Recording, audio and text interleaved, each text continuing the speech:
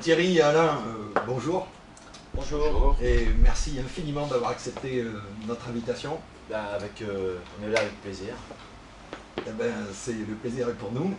Pour l'association, cette interview, c'est pour l'association Sur les pas d'Hypatie, Oui, sur Bordeaux. oui. Et je sais que vous venez de faire un long voyage et que, ma foi, vous êtes sans doute un petit peu fatigué, mais on entame aujourd'hui une interview, puis en suivant, il va y avoir une projection du film. C'est pour ça qu'on est là, c'est pour l'interview, la projection du film Incamazonia. Alors avant de parler du film, j'ai envie de te demander, Thierry, ça fait longtemps que je te suis, moi, sur Internet, Ouais. grâce notamment à Nuria TV. Oui. Et je me pose la question, qu'est-ce qui t'a amené, toi, Toulousain, à Alors je suis, aller au Pérou, je vivre au suis Pérou, toulousain de cœur, d'adoption, mais en oui, fait je suis de Chartres, de Chartres? la région parisienne. J'ai vécu toute mon ado à Chartres et jumelé à la ville de Cusco. Mais le détail n'a rien à voir en fait avec ma passion. Depuis que j'ai 7-8 ans, j'ai toujours été intéressé par l'histoire des civilisations disparues, et notamment d'Amérique du Sud. Et puis je suis de la génération des mystérieuses cités d'or, Ah, de Tintin.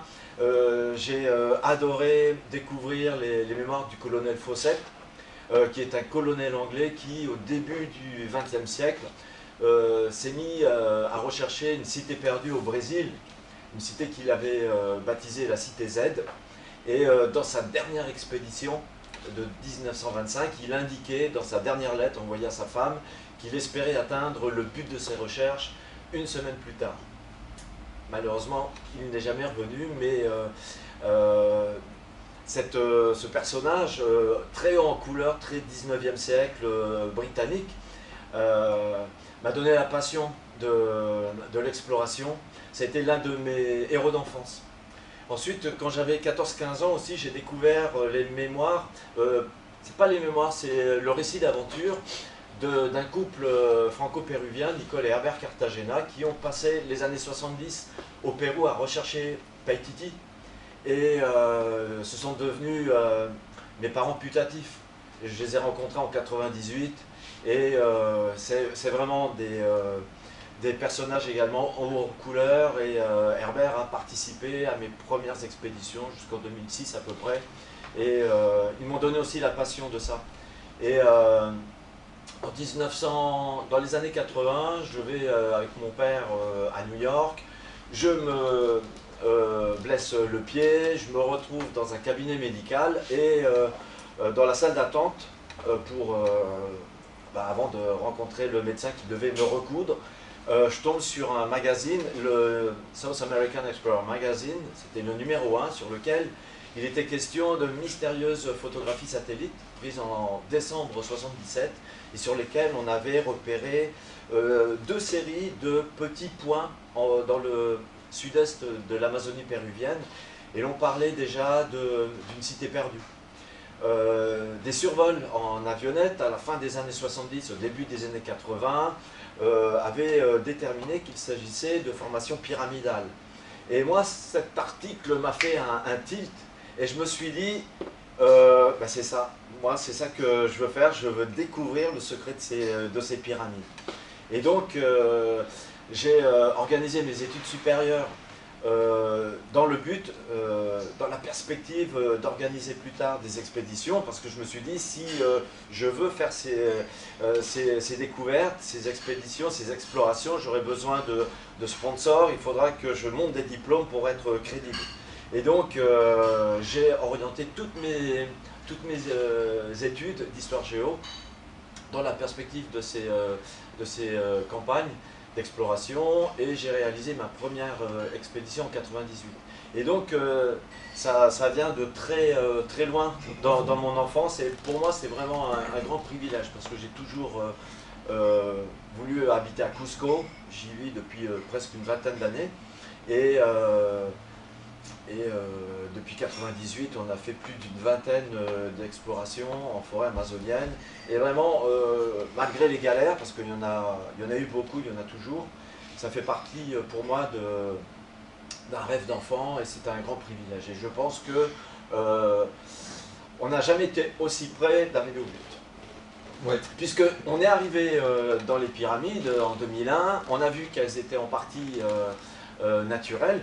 On a fait 6 expéditions dans les pyramides de Paratoari, c'est ainsi qu'ils appellent les Matsiganga qui vivent dans la région. Mais pour autant, on pense que certaines d'entre elles ont pu être taillées et on a découvert beaucoup de matériel archéologique d'origine inca qui montre que les Incas avaient occupé le site et donc la possible présence d'une cité perdue liée aux pyramides. Et dès cette époque-là, on parlait de Paititi et c'est comme ça qu'après tout est, comment dire, un peu comme un fil d'Ariane, tout s'est déroulé et d'une expédition à l'autre. Alors on n'est pas arrivé à Paititi comme on l'espérait, mais à chaque fois on avait des indices qui nous orientaient vers une destination jusqu'à cette expédition de septembre dernier, où on pense vraiment pratiquement toucher au but. Oui, oui.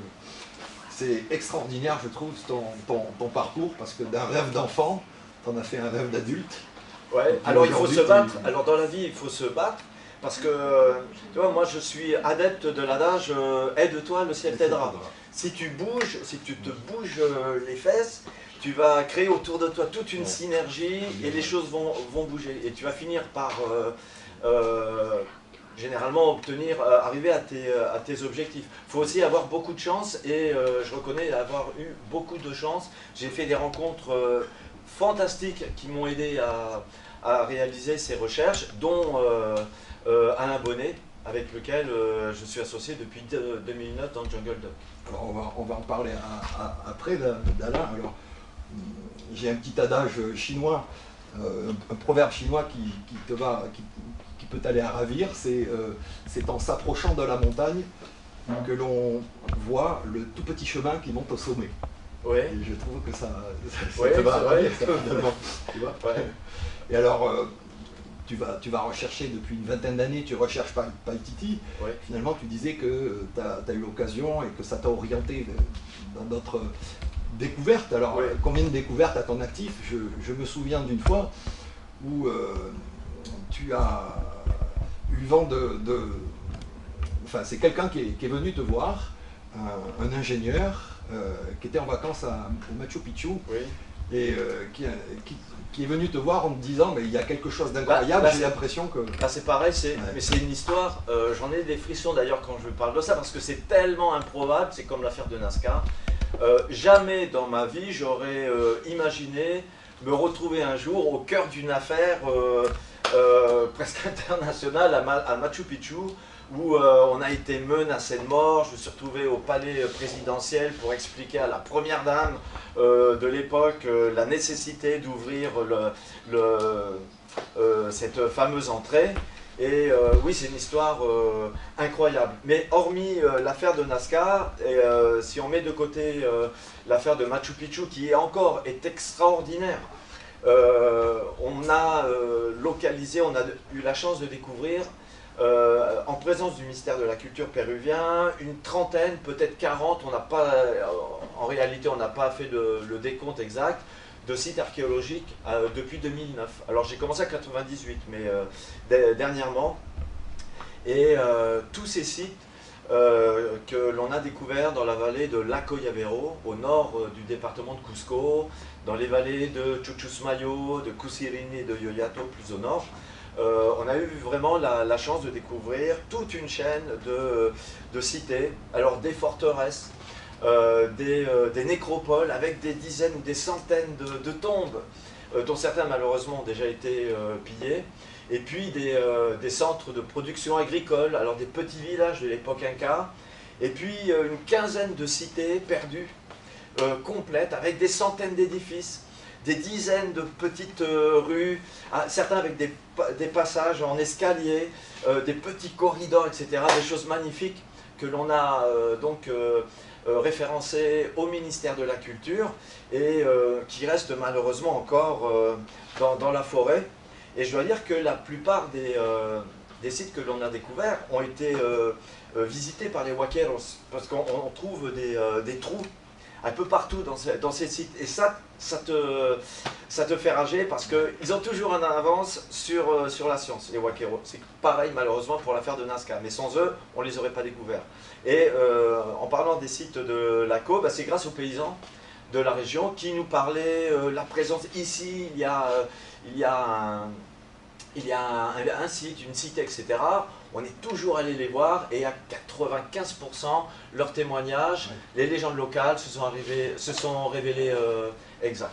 Et vraiment, alors, d'une cité à l'autre, on s'est dirigé vers le nord du département de Cusco et à partir de 2010, on arrive aux marges du sanctuaire de Megantoni, berceau des Indiens Matsiganga, et on commence à nous parler d'une étrange montagne au sommet de laquelle il y a des ruines importantes. Et on parle d'une montagne, d'un altiplano bien taillado, c'est-à-dire une montagne plate, un plateau plat, carré, etc.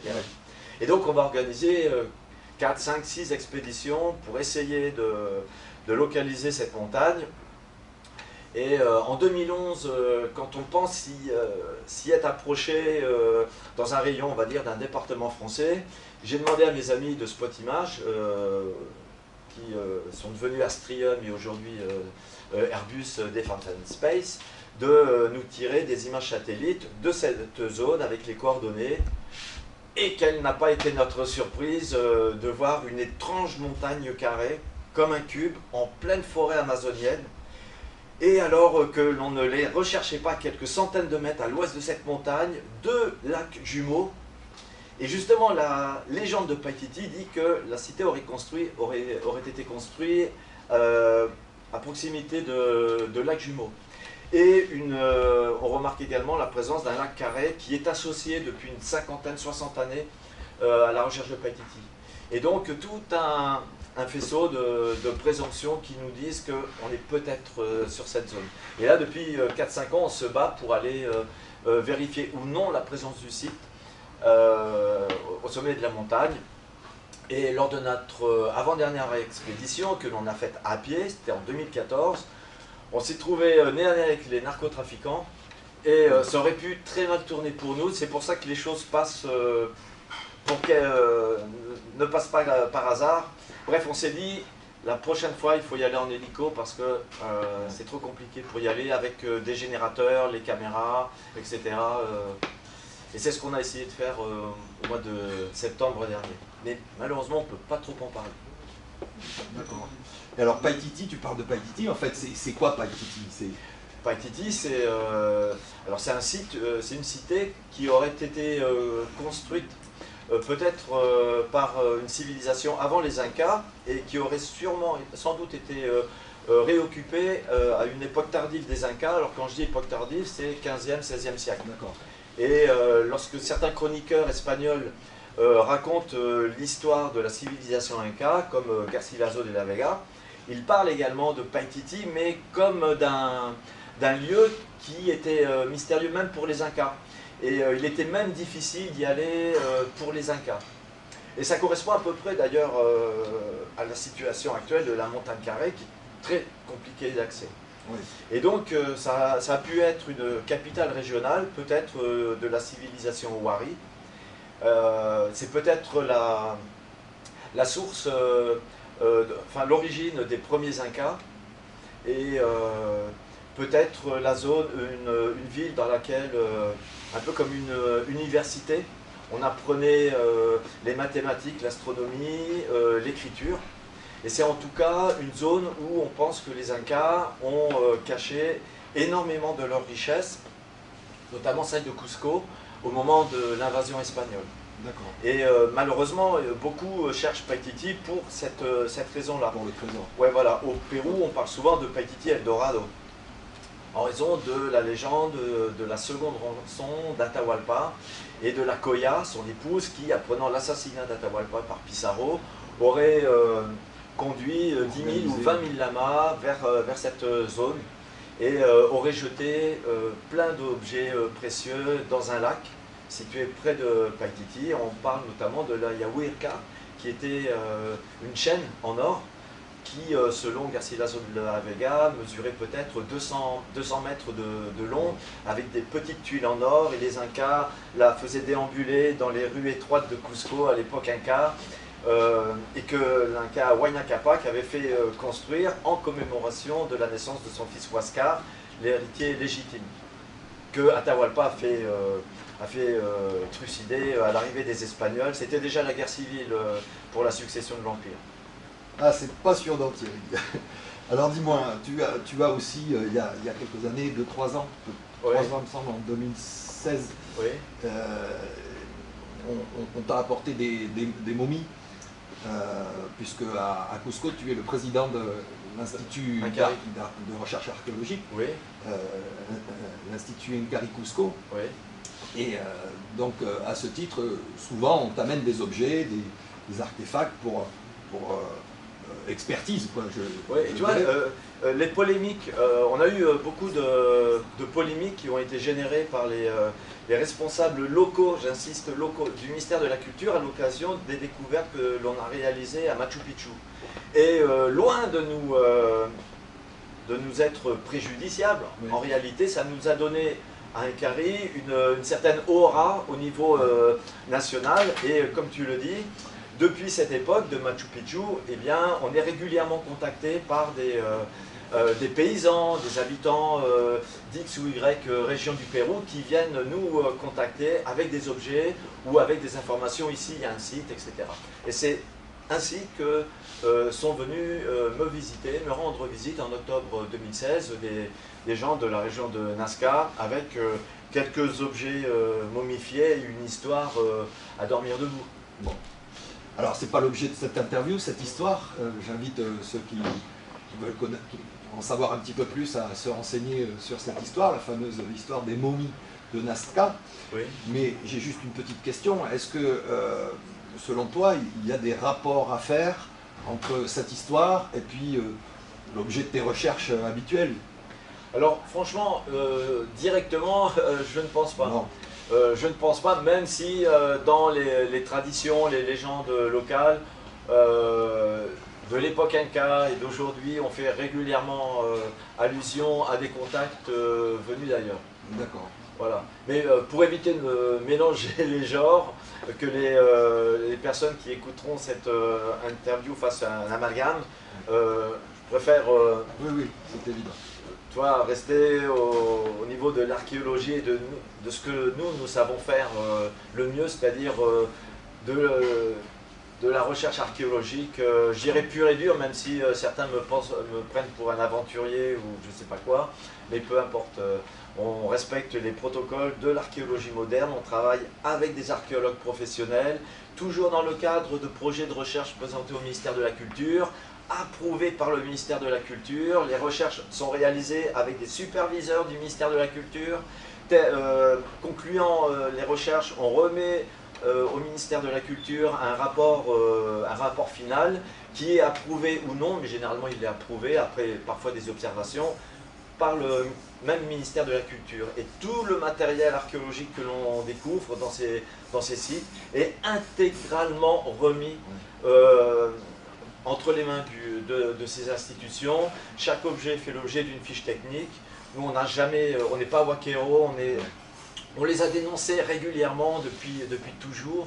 Et voilà, donc on essaye vraiment de se tenir dans les plots de l'archéologie moderne et académique, même si c'est vrai, le fait d'aller dans des zones un peu vierges, un peu inconnues, nous oblige à certaines à réaliser ces expéditions qui ne sont pas toujours considérées par les archéologues lambda comme académiques.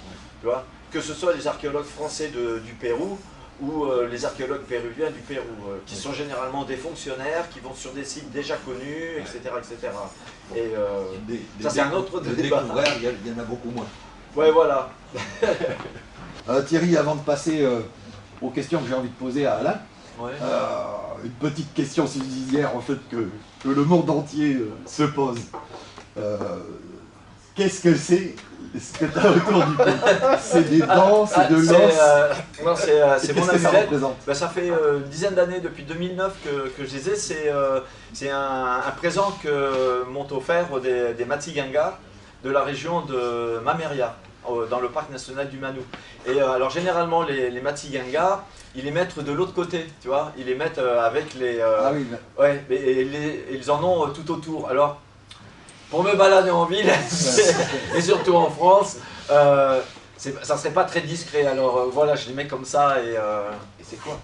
Bah, ce sont des dents de sarino, ce sont un peu des sangliers, des cochons, des cochons de la forêt, tu vois, avec les dents comme ça. D'accord, d'accord. Et puis peut-être que ça te sert un peu de passeport quand... De passeport, pas forcément, mais ça me rassure. Et puis ça c'est un petit bout de racine que les Matsigangas coupent dans la forêt, ça les protège des morsures de serpents. Alors, je ne suis pas sûr de l'effet thérapeutique, mais en tout cas, c'est un effet peut-être un peu spirituel. Et le fait est que, pour le moment, on a encore été épargné par ce problème. Oui, on va toucher du bois parce que ça serait une catastrophe. Justement, ce soir, on va assister au premier opus d'une série de, si j'ai bien compris, de 5 documentaires. Non, pardon, alors vas-y Alain. Incamazonia, c'est une série documentaire, il y a 3 opus. Ils sont donc consacrés aux recherches de Thierry, dont il vient de parler maintenant. Le premier opus qu'on va voir ce soir parcourt ses recherches de 1998 à 2012. D'accord. Le second opus, qui sera terminé mi-décembre, va de 2012 jusqu'à maintenant. Et le troisième, c'est celui qui reste à écrire quand la cité aura été découverte. Encore on touche du bois. Voilà. Bon alors, justement, ça me permet de te demander, Alain, qu'est-ce que tu fais dans l'histoire? Qu'est-ce qui t'est arrivé? Qu'est-ce qui m'est arrivé? Alors toi, t'es toulousain, hein? Je suis murtin. Murtin. Habitant de Muret, au sud de Toulouse. D'accord. Voilà. Et donc tu as une agence de communication, oui, si alors en fait j'ai rencontré Thierry en 2003. Oui. Donc on a échangé, il m'a parlé de ses recherches, ça m'a passionné. Alors bon, à titre personnel, j'ai toujours aimé, j'ai fait beaucoup de voyages et jamais de voyage organisé, toujours des choses où j'allais au contact des gens, découvrir la vie des gens, la vraie vie, pas celle... descendez du bus, vous avez un quart d'heure, ça me passe pas. Des magazines. Voilà. Et donc ce qu'il m'a raconté m'a intéressé. Et il se trouve qu'à l'époque, il était en train de faire un site internet pour diffuser un petit peu ses recherches. Et bon, je veux pas, comment on va dire, disons que le site qui était en cours de fabrication était quand même un petit peu préhistorique, je vais dire. Et je lui ai dit, bon, moi c'est mon métier, quoi, puisque comme tu l'as dit, j'ai une agence de communication. Et donc je lui ai proposé de lui faire son site et là, c'est là que tout a démarré. Je lui ai fait son site internet, toutes les vidéos qu'il y a sur son site ou qui sont diffusées à travers les réseaux sociaux, c'est aussi moi qui l'ai fait. D'accord, alors tu es aussi voilà. cinéaste, enfin... C'est-à-dire, dans le domaine de la communication, je couvre tous les médias. Que ce soit tout ce qui va être... on a fait des plaquettes aussi, voilà, donc de la mise en page, de l'internet et de la vidéo. Très bien. Voilà. Et donc, il y a une petite dizaine d'années, Thierry et moi, on a créé une société de production audiovisuelle qui s'appelle Jungle Doc Production. Jungle Doc. Voilà. Justement pour créer et proposer aux chaînes de télévision les documentaires sur ces recherches. Alors, ce qu'il faut dire, pardon, oui, c'est que régulièrement, on est accompagné par des chaînes de télévision, que ce soit françaises ou américaines, enfin japonaises. Et en 2009, lors d'une campagne qu'on avait faite, on avait été accompagné par la première chaîne française, que je ne nommerai pas, qui s'était engagée à à participer financièrement à la l'opération, logistique, etc. ouais, voilà, et qui n'a pas tenu sa parole et qui nous a filé bon, à peine la moitié de ce dont il s'était engagé. Et nous, on s'était dit, il y en a marre, quoi. Ouais. Et donc, on va dépendre des autres. Ouais, voilà. Et donc, on va créer notre propre boîte de prod et on va essayer de monter quelque chose. Et c'est comme ça qu'est parti Jungle Dog, début de l'aventure. Et alors, comment ça fonctionne? Parce que tu vis dans la région toulousaine, Alain, et comment tu fais pour filmer au Pérou? Alors, les expéditions de Thierry sont suivies par des cadreurs qui font partie de l'équipe au Pérou. Moi, je tourne très peu. Alors, si, j'ai tourné à Pucharo, puisque j'y étais allé en 2006 avec l'équipe de Thierry. Mais sinon, ensuite, les expéditions sont faites avec des cadreurs professionnels qui font partie de l'équipe de Thierry à Cusco, enfin au Pérou, je vais dire plus exactement. Et donc, ensuite, je récupère tous les rushs et tout est fait made in Muret. Voilà. Alors, je voudrais préciser une chose aussi, c'est que le film qu'on va voir ce soir, ou les suivants, c'est autoproduit. On n'a aucun financement extérieur. D'accord, même pas un Ulule, rien. Non. Et tout est fait, on n'a aucun prestataire extérieur, mis à part la musique, où on a un compositeur qui s'appelle Michel Viclas, et qui est du côté d'Annecy, et qui travaille pour nous. Et qui nous fait la musique, enfin ça vous pourrez l'apprécier ce soir, pile à l'image. D'accord. Et c'est un bonheur de travailler avec lui. Aucun sponsor? Non. Bah, on n'en a pas demandé en fait, parce qu'on avait les images. Alors, parfois pour réaliser les opérations, les expéditions, TF1, M6 sont venus avec leurs caméramans, et donc ils ont participé au financement. Alors c'est une manière de participer à la réalisation des images, et nous de notre côté on avait nos caméramans, nos preneurs de son. Donc voilà, donc on a eu des appuis financiers dans le cadre des expéditions, si tu veux, directement. Mais pour la réalisation même du film, Jungle Dog c'est autosuffi, on va dire. Ouais, c'est génial. Et alors Alain, tu as déjà été au Pérou quand même ou... Oula. Oui, donc je disais tout à l'heure, j'ai rencontré Thierry en 2003, en mars ou avril 2003. En août 2003, j'étais déjà au Pérou. Voilà, et depuis, je suis allé minimum une fois par an.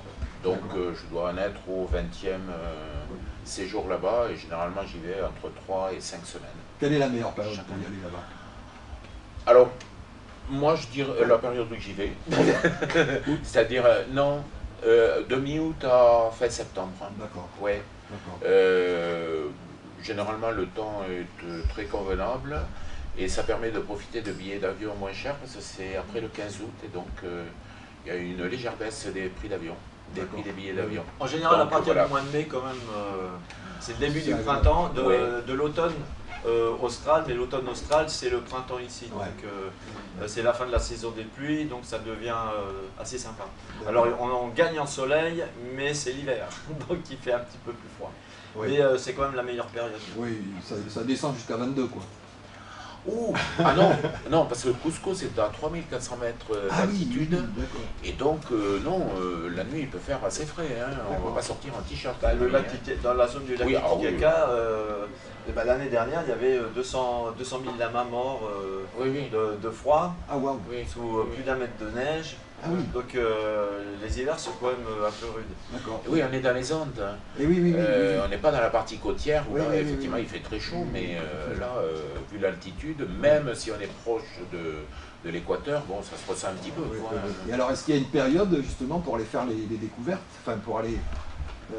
c'est la saison sèche. La saison sèche. Les pluies en forêt amazonienne, ça c'est... on l'a fait. C'est impraticable. Nous, on est parti en octobre 2013, par exemple, on est resté 1 mois avec nos amis Matsiganga, Shaninka et Kukavakuris. Et il se met à pleuvoir, tu restes 4-5 jours sous ta toile de tente et tu ne peux pas avancer. Et donc tu ne peux pas gratter une allumette pour faire un feu de camp, donc à éviter. c'est pas le mieux. Donc entre mai, juin, juillet, c'est la meilleure époque pour aller dans la forêt amazonienne. D'accord. Alors pour revenir au documentaire, donc là ce soir on voit le premier opus, Oui. donc celui-ci est terminé. Oui. Vous faites une tournée de présentation auprès du public là ces temps-ci. Oui, alors là, il y aura encore une projection chez moi, à Muret, le 5 décembre, Oui. et ça sera la dernière, je pense, pour cette année. D'accord. Mais sinon, effectivement, moi j'ai fait une tournée en septembre où je suis allé à Dijon, à Montrestel, à Misère, à Plouarnel, en Bretagne, à Rennes-les-Bains, Ah oui. dans les Corbières, et Bordeaux. donc là, Bordeaux et Muret. Et puis Voilà, demain, c'était retour à pour la le région. faire découvrir au public, aux personnes qui suivent Pour avoir les premiers Thierry, ressentis et peut-être. pour effectivement nous confronter un petit peu à la réaction autre que l'entourage immédiat qui n'est pas forcément objectif. Oui. Bon, je dois dire que jusqu'à présent les retours ont été toujours positifs, donc ça nous encourage à chercher un diffuseur pour pouvoir le passer sur des chaînes télé. D'accord, donc là tu travailles le deuxième opus. Oui, ben, le deuxième opus est pratiquement terminé. Ah, il est pratiquement Alors, terminé. il serait terminé, je vais vous avouer tout là, mais on va refaire la voix de Thierry et remettre sa voix de D'accord. novembre 2019. D'accord. Voilà. Donc, il sera terminé mi-décembre, je pense. D'accord, et alors dans ce cadre-là, tu referas une tournée ou... On ne Comment sait ça pas va se trop passer? encore. C'est pas encore. On verra. D'accord. Peut-être, mais c'est vrai que nous, le but premier est quand même de trouver un diffuseur pour pouvoir le proposer à des chaînes de Ah, des télévision. chaînes de télévision. Et je dois dire, Françaises ou étrangères finalement. oui, totalement. Oui, nous, ça nous est égal. Je pense que ça passera d'ailleurs plutôt par l'étranger, mais bon, pour revenir en France ensuite, comme d'habitude. Ouais, Hein. comme d'habitude. No comment. Bon, ben, écoutez, Alain et Thierry, ben, je suis ravi d'avoir pu faire, pour moi c'est le deuxième interview de ma vie. Waouh, Et, bravo. Je vous remercie infiniment. Ben, c'est nous qui te remercions. Merci Alain, Merci. et bon courage pour la suite. Merci de votre appel. Merci.